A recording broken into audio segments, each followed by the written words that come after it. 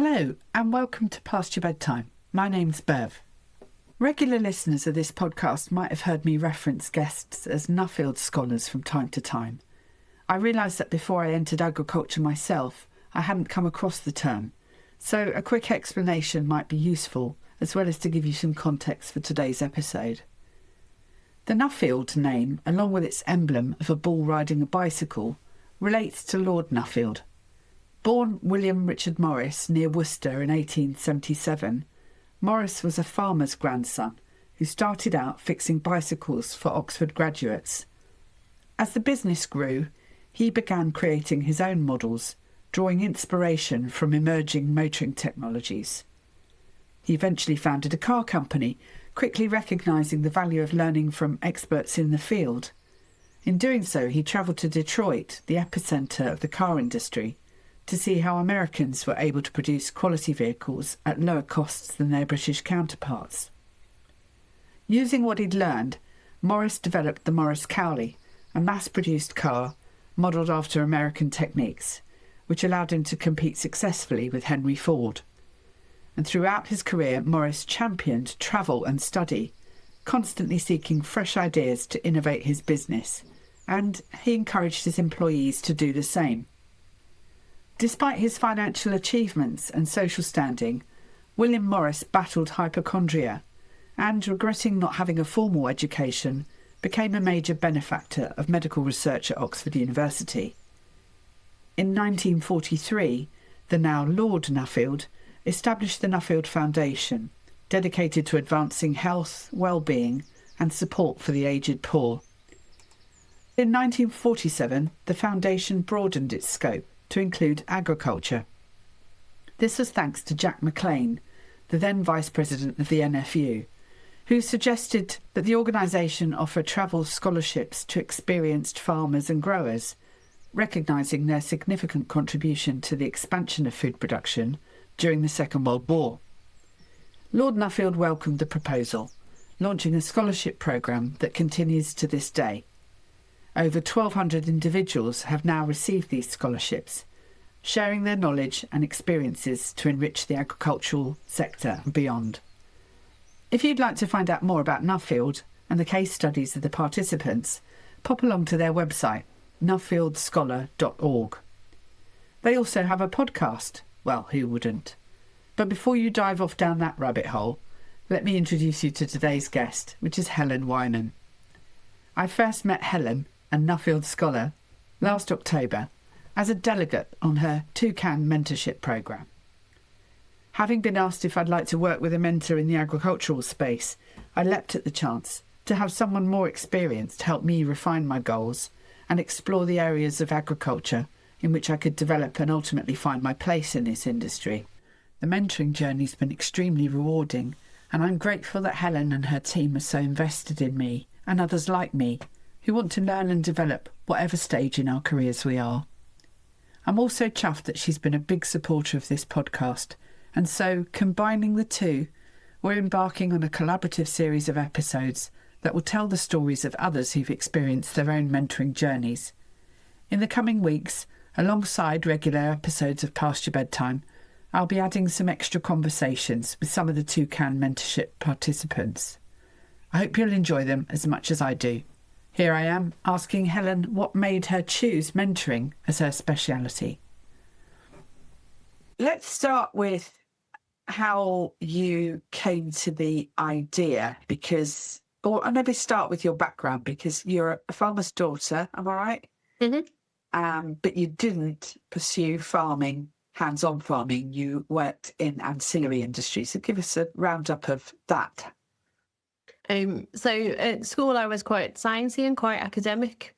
I never drove a tractor or anything like that. My brother did all that kind of stuff. I always enjoyed like lambing and doing stuff as a family. I really enjoyed that. And lots of people who've done that kind, you know what I mean? That kind of everybody does it together and everyone mucks in. I've always enjoyed that kind of stuff. But yeah, I never really saw my future as a farmer as such. It was never really for me, but I love the industry and love everything about it. But I went off to university and did a plant science degree because I decided I wanted to be a scientist. And I decided I didn't actually like talking to people. I wanted to work in a lab. And then after very quickly realised that was not the case. So we very, very quickly decided I moved my degree away from more lab-based subjects, more into field crops and tropical crops and all the rest of it. So that was a really nice move for me, and also did a lot more of business management within my degree. And then off the back of that, it's always by chance rather than, not always. In my case, it was by chance rather than by planning. I got a casual contract at what was the Rural Development Service, was then formed into Natural England, doing countryside stewardship. And that was just because I emailed my CV in. I actually probably posted it. It was in the days of, do you know what I mean? You posted your CV off to loads of people. And then I remember the guy called Alistair rang me up. I was camping in Norfolk, and he said, "Do you want to start next week?" I was like, "Yeah, don't know what I'm doing." And then from there, do you know what I mean? Do you just... And then they extended my contracts, and then I was stayed in that profession and environmentally, do you know what I mean? Environmental schemes within farming, and then just continue my career that way, because it was more luck than judgment. Very happy luck, but it was never really planned in that way. You did do more than just that. I mean, you have a background in biogas, BNG, as you say, it's the countryside stewardship. You worked in crop solutions for Syngenta. Yeah. So after the Natural England experience, what prompted you to move into more scientific sales or support? That's a very good question. So, I decided to go to Syngenta because I thought I probably should get a grown-up job, because the work I was doing actually was good, but I was a casual student essentially. And then the Syngenta role came up. I was like, actually, that's really good, and did that for quite a while. But I had to be based outside of my home city, and actually found that more difficult than I thought I would. So we had to be based within our region, and there was no other option, so had to leave Syngenta, which was a shame because I really enjoyed that. And then I've had various technical consulting roles in my 20s. Did a lot of work at ADAS, and worked with various people, set up their renewables business, which was great fun. Do you know what I mean? Setting up that, working with how we get the funders, how we get the planning, how we get we worked from idea to roll out. When the renewables business was, do you know what I mean, feed-in tariffs were big, and it was all that time of wind and solar. And then I went off on maternity for nearly 5 years. Did an odd bit of consulting now and again, but wasn't working full time at all. And then when I came back from maternity, I really struggled because I didn't have a profession as such. So, I mean, I wasn't an accountant, or I wasn't something with a title. Do you know what I mean? What did I do? I did all sorts of stuff. I went and got a sales role right at the bottom of the pile again. So, and then gradually left there, got headhunted into Peach Biogas, which I'm eternally grateful for. Worked with them to set up their negative carbon project. Again, very exciting to do from concept to they're delivering it now. Yeah. And then did my Nuffield. Thank you to Future Biogas for their support during my Nuffield. And then I went and was headhunted into the Environment Bank to do their BNG work. And at that point, it was like everything just came together in terms of I delivered my Nuffield presentation, and what I knew I wanted to do was not what I was doing. And then it drives you a bit crazy, doesn't it? It's like your head and heart are slightly different, so therefore you're not happy. So I really knew that mentoring, which is what I did my Nuffield on, was needed in the industry, but I couldn't deliver it. Is that because you'd experienced that? Because you said, oh, and then I did my Nuffield, like it's an easy thing. It's a big commitment in terms of time and travel and commitment. How did you come to put yourself forward for Nuffield, or were you encouraged to do that? So my boss, who is and was the CEO of Future Biogas, a gentleman called Philip Lucas, encouraged me to go and do my Nuffield because I was scared of flying, scared of travelling. I rarely left Yorkshire. And he was like, go. I was like, okay, I won't take You it. could have just said, just bugger off on a holiday for a couple of weeks. But it's kind of radical to cure your fear of flying. And did it cure it? Yeah. So, yeah, no, to begin with, he sent me on a flight to Stockholm. So he was like, do short haul first. I was like, okay, we'll just went round the block and back in.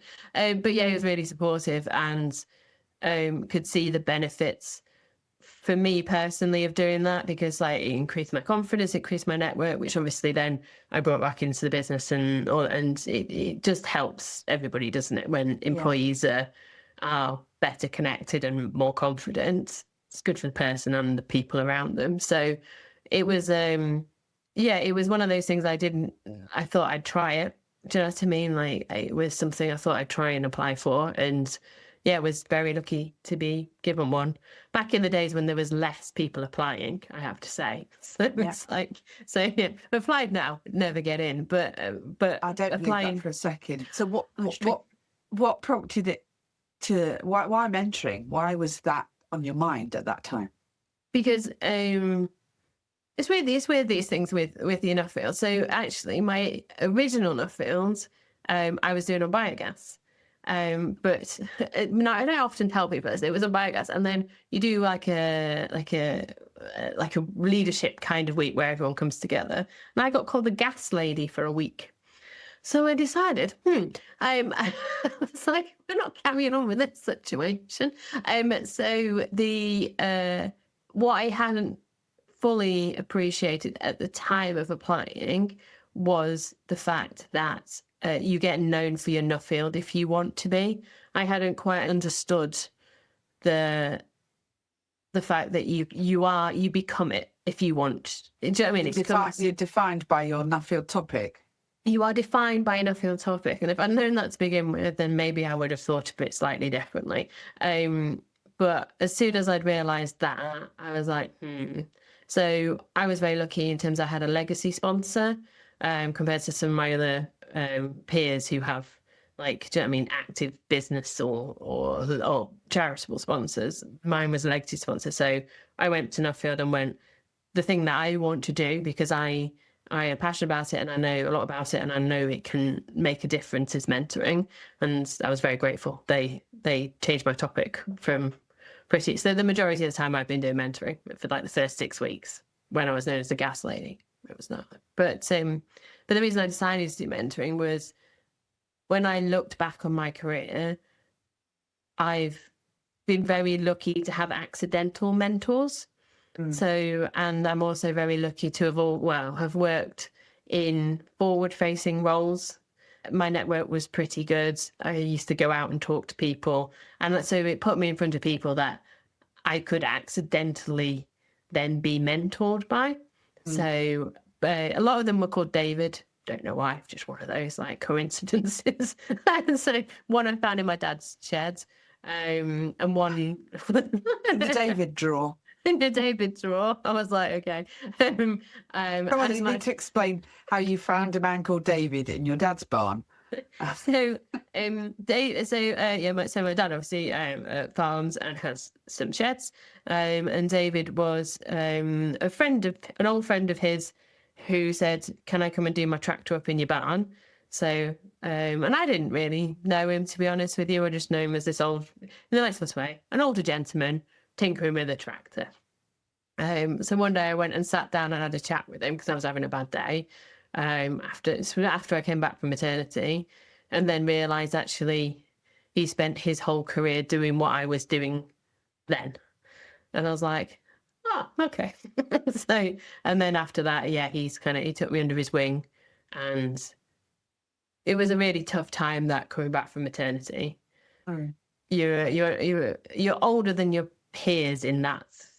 Do you know what I mean? I was old for the rank I was sitting at within the. Yeah. Do you know what I mean? And it was quite male dominated, and I didn't have the strength I had now. I should put it that way. I was very meek and mild back then, which is hard to believe, isn't it? Never did presentations, never did anything. Do you know what I mean? Was very quiet, and David just helped me build my confidence. But also, you know, when like sometimes you make a big sale and you get really excited, he used to go, "Stop being so cocky, Helen." And I'm like, "No." So it's like, "You're only as good as your last sale." But I know. So it was really helpful, like that. And then I found my other David, because he headhunted me into Future Biogas, Right. and then helped me through the more corporate mentoring world, because it's quite different. Do you know what I mean? In terms of how you navigate, how you manage up, how you. Yeah. And so he was very experienced in those roles. And I still see both of them, but I've also accumulated more mentors for me, because you can never have too many, can you? Really? Do you know what I mean? No, I mean, I can think of a couple of people in my career that, whilst they probably didn't know it at the time, they were my mentors, and hopefully somebody somewhere is having a conversation about me having done that for them at some point. You never know, do you? Yeah, I'm sure they will. It's interesting what you say about you came back off maternity leave, and I think I read or saw on one of your presentations that you felt a bit lost and lonely. Now, whether or not that's because you came back in, and as you say, sort of they'd moved on, or you came back in at a more junior level, and so there was a disconnect between what you thought you should be doing. It was a new job altogether. Oh, right. So it was a new business, because I'd been up for 5 years. Right. I'd gone doing freelance consultancy work, so I didn't have a home. Do you know what I mean? So it was a completely. So where do I fit in? Yeah, it's completely new slate. And I always remember ringing some recruitment consultants up, who will remain nameless, and I said, "I want to work part-time and I want to work from home. That doesn't mean it's, do you know what I mean? It doesn't mean I can't work. It doesn't mean I can't graph." And they went, "You ain't got a chance to work in this industry," and put the hung up on me. And I'm like, but it made me upset, but then it made me angry. And then it made me show them. So Yeah. I take Well, hasn't the world changed? I mean, can you imagine that now? That was so used to hybrid working. No, it isn't. It was, how was my little boy? It was 8 years ago. But I've always worked at home. But the way my brain works, I can't work in an office. I like seeing people, but I can't work in an office full time. I'd never get anything done. Do you know what I mean? I just we just be chattering all the time. But yeah, so I've always worked at home. But yeah, it was a difficult time, but thankfully long in the past. No. Out of that came what you have today. So tell us about Toucan Mentor. Then you came back. You presented your Nuffield, and off the back of that, you created a trial business model. Yeah, so we'd actually I've never been known for doing things like slowly or like calm. Well, not calmly, like, do you know what I mean, waiting around. I was really clear that when I presented my Nuffield, it was an opportunity to stand in front of 300 people in the room plus everybody else, to actually go, "This is the time, this is what I need from you all." And I was really clear that when I stood on that stage, I did not want to present a slightly fuzzy concept. I was like, if I want these people to buy into this, I need to have shown them that I am committed. So what I actually did was I ran, thank you to David Gardner and the Frank Parkinson Trust. So they sponsored the pilot, which was nearly concluding when I presented my Nuffield, which was very much on purpose, because then I can say, this is all the things I've learned. Yeah. We've actually tried it. These are the things we do differently. I can't do it on my own. Yeah. Come with me on this. So it wasn't by chance it happened like that. It was quite a strategic timeline, basically. Yeah. Yeah. And off the back of that then, so you developed a matching methodology. Can you explain what's involved in that?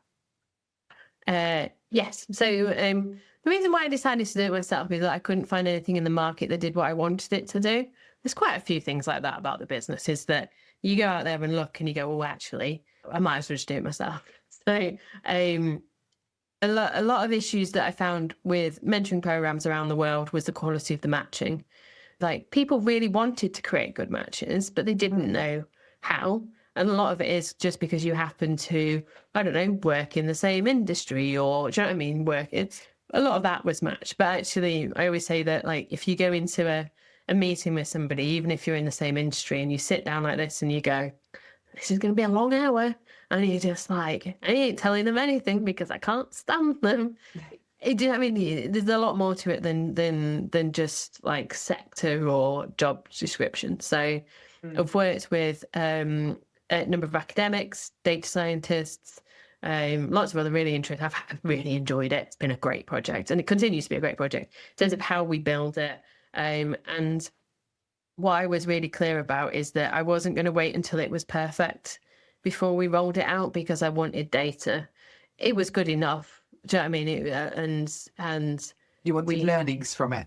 We wanted learning. So in the last few years, we've run lots and lots of cohorts quite quickly.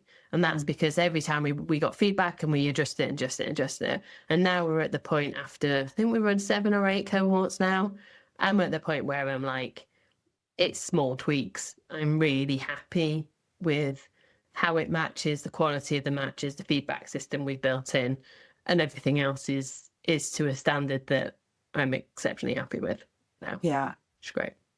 So, well, I can testify to the power of the matching, but I've said it on previous episodes that I'm involved in mentoring, and you reached out to me suggesting that I might need some help being new into agriculture, and whilst my mentor is from a farming background, they're not actively farming, but it encapsulates some of the ambitions that I have, if you like. So we're sort of on the same page from a business growth perspective.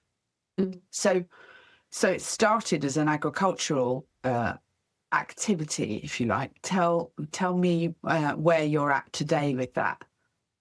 So it started as agricultural because it was the obvious place to start, because all my networks, all my background, all my knowledge is in the food, farming and ag sectors. And a lot of the reason why I did that sector was because I wanted all those people to come together under one roof, because we all spend a lot of time in our own subsectors within farming that we never all talk to each other. So I was really clear that we do that for the farming industry.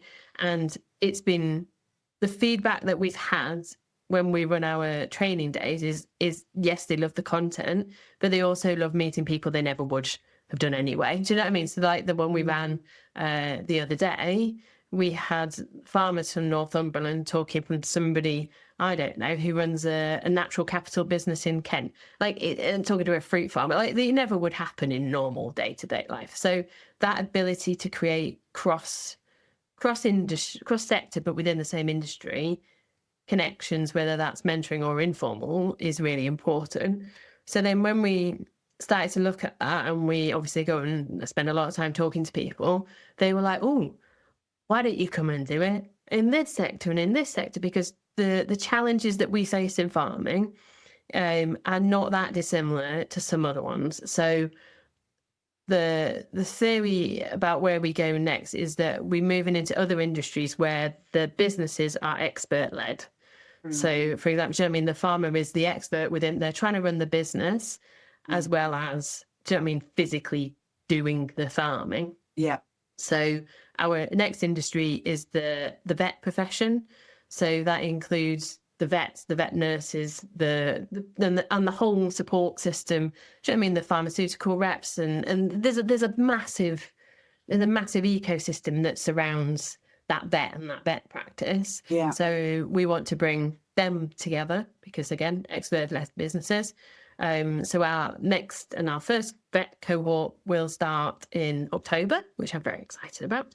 And then next year we're moving into businesses like dentistry, optometry, pharmaceuticals. And because that's, again, very clear expert-led businesses.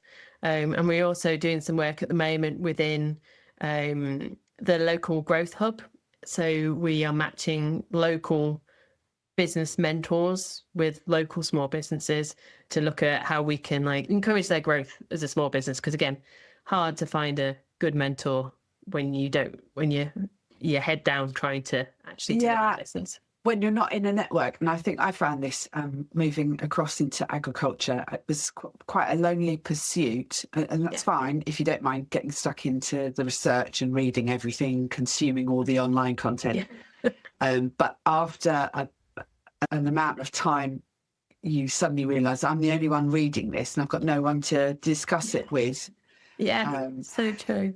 It's so lonely, isn't it, as well? It's like, and you don't know which is the good stuff and which isn't. Because now there's so much stuff out there. When you don't have a baseline of the industry, it's a hard barometer, isn't it, when you don't know where that barometer should sit as such. Well, I hope it's not unique to agriculture. What I am finding is that of the people that I do get to talk to through the podcast or through events such as yours, everybody's happy to share and help you understand. I mean, I just came off a recording for a farmer who asked me more than once, "Are you aware of cue long technical explanation of something that I was absolutely clueless about?" But so having to sort of say, "No, I haven't got a clue what you're about." He proceeded to explain it to me, which, so now I do know next time that one crops up. So I think every industry has got its language, its it's known ways of doing things. It's sort of a culture within an industry. So it's interesting, and as you say, it's applicable across all of those. But if you don't know what you don't know, then who do you go to for that? It sounds very much like you're itching the scientific scratch. The reason you wanted to do what you did when you left school or college, you're satisfying that through another avenue because you're going to get to talk to all these interesting people and all their nerdy topics. Basically. And also I get to do a lot of the data. I really enjoy doing a lot of the data science behind the scenes as well. It's a lot of logic and a lot of programming and do you know what I mean? I'm no programmer, but I really enjoy working with the academics and it's really interesting. It's been great so far. So it sounds from what you're saying with the expansion into other verticals, and it's interesting because agriculture, I'm discovering, is such a vast topic, as you say, food, farming, agriculture. It's a bit siloed, to use a pun. But within that, it wasn't easy for people from different parts of that to talk to one another. You're purposefully saying, I don't want to keep you in your pillars, if you like, aren't you? Yeah, definitely. And I think there's a lot to be learned from talking to people in different parts of the supply chain, and also for if DEFRA or government officials want to come through, more than welcome to, because I think the more we humanise things, the better it is. Because you know what? Whether you work in DEFRA or on a farm, whatever, you still, do you know what I mean? You still get up, you still go to work, you still have the same worries. Do you know what I mean? It's not... I think by bringing everyone back to that human level and training everybody together and everybody being on an equal, I think is a really powerful thing that we can do for people. Yeah, I know you focus a lot in the implementation of it around your personal characteristics and traits, so that knowing yourself first is sort of half the battle, and then working with somebody who aligns with it or can actually sort of see that in you without being your partner or your family who've got they've got another motive to tell you the right thing or to be positive because they don't want to knock you down. Not to say that a mentor is going to knock you down, but they are going to be more critical friend. Not non-emotionally evolved, so they're not emotionally invested in the outcome. Do you know what I mean? They probably care, but they're not like, it doesn't make or break them depending on what you decide. They're there to support you, not to make those decisions for you. So yeah, it's a lot of that, talking to somebody outside of your current situation you're not related to and doesn't have to tell you things. It's very powerful, very, very powerful. I think that applies to the next point, which is we get asked a lot, is what does a typical mentee look like? And a lot of the vision is like, oh well, I'm not in my 20s. You know what I mean? I'm not just like, I mean, don't worry, we get lots of mentees who are. Do you know what I mean? In their first stages of their career, but do you know what? It's a mindset, not an age. And lots of people have mentors throughout their career and never stop. So it's really important that we challenge that mindset and that perception of what a mentee looks like. Yeah, no, I know what you mean. So we've had conversations about working collaboratively. Why are you looking to commission the podcasts for that? Because I think in this day and age, podcasts are a really important medium to share people's stories. So we decided to commission series of podcasts now and going on into the future, because we think it's really important for people that come through our program to have the platform to share their stories if they want to.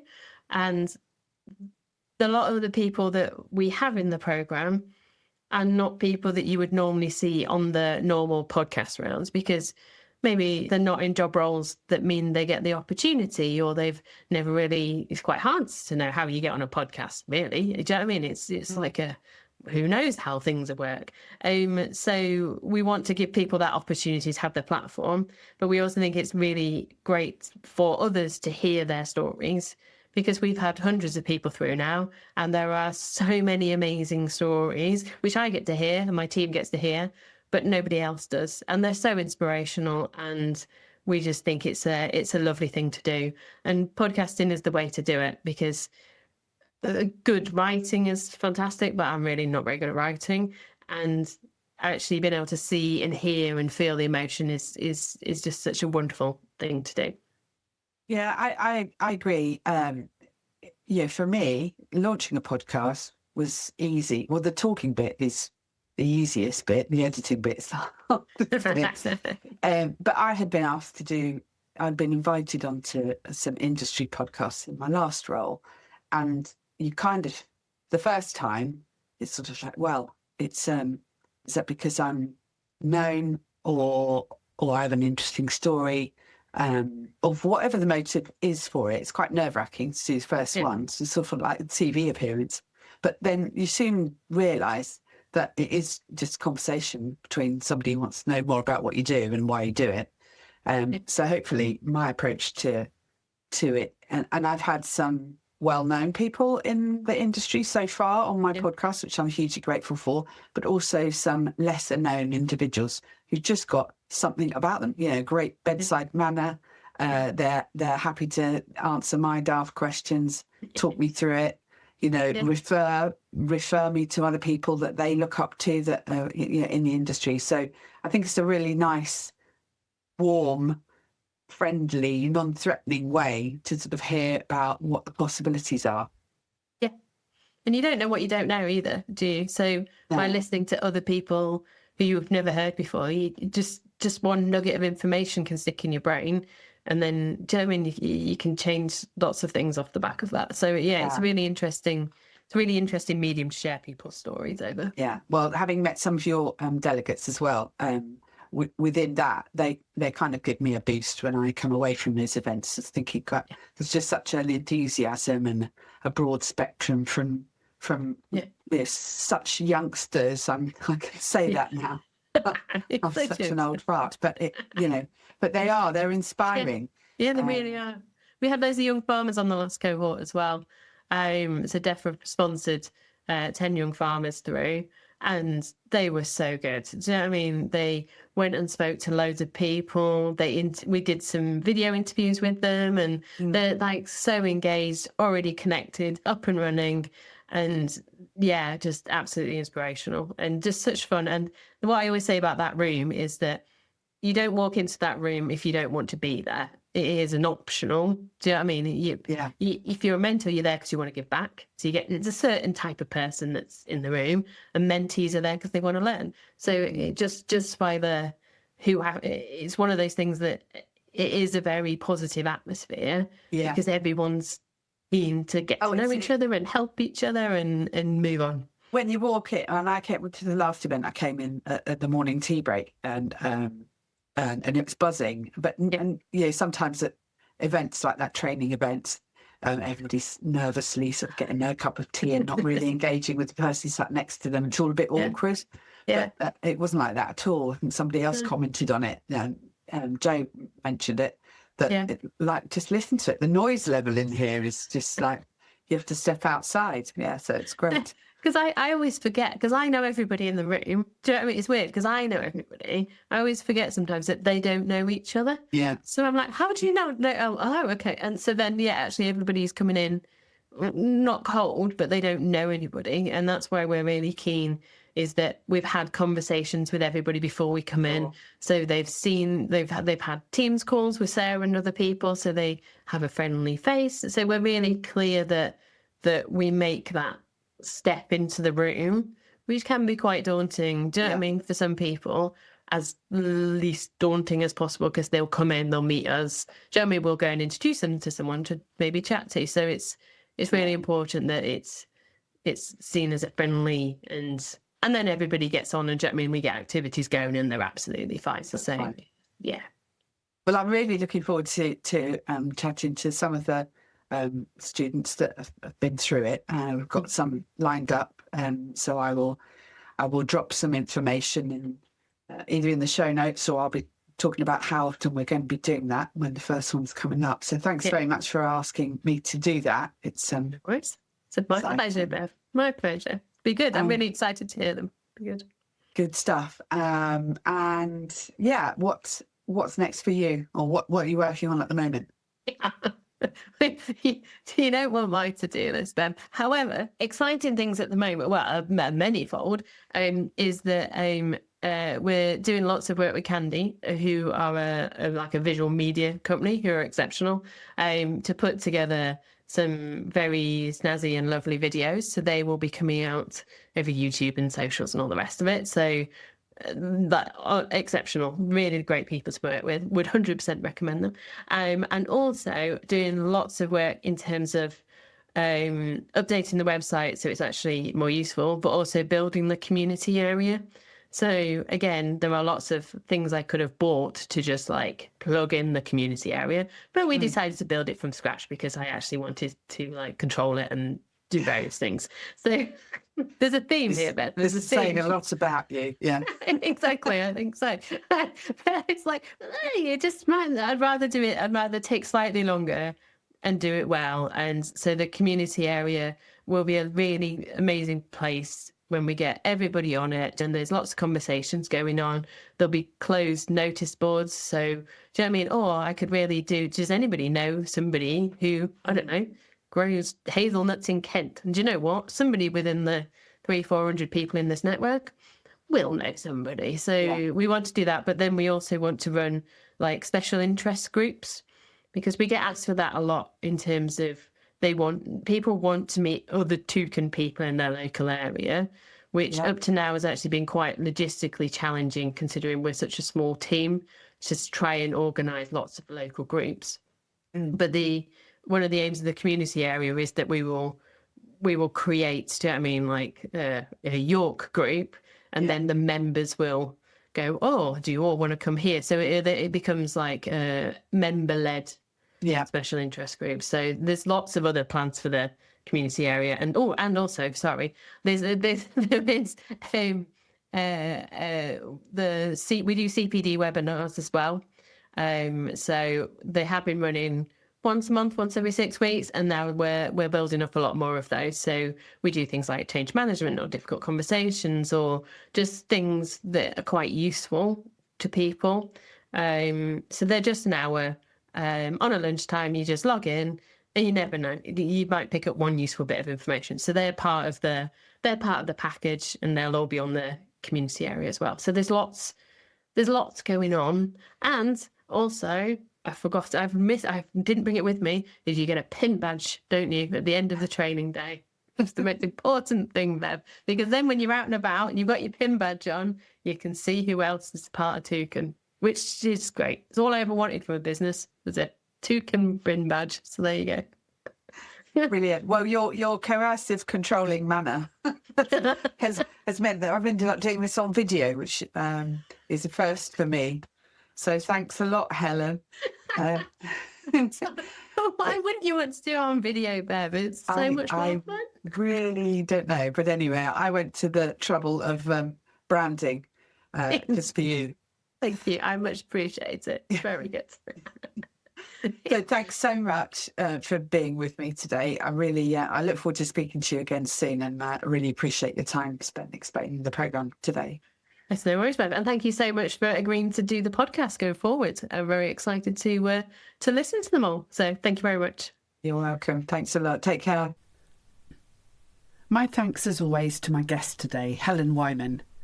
What I admire about Helen's story is her determination to create a practical tool that would pull in help from the industry to not only help her get her business up and running, but in doing so, create a community within the industry that extends beyond any single event. From speaking to several mentors, I know that they care very much about supporting people and get so much back personally from seeing their mentee achieve their goals. As I said at the top of the show, I'll be interviewing mentors and mentees in the coming weeks, so make sure you subscribe to this podcast for all the upcoming episodes. And while you're at it, why not look back over the past episodes and play Spot the Nuffield Scholar? First person to name them all wins a prize. That's all for today. As always, if it is past your bedtime, well, perhaps it's time to turn in. Until next time.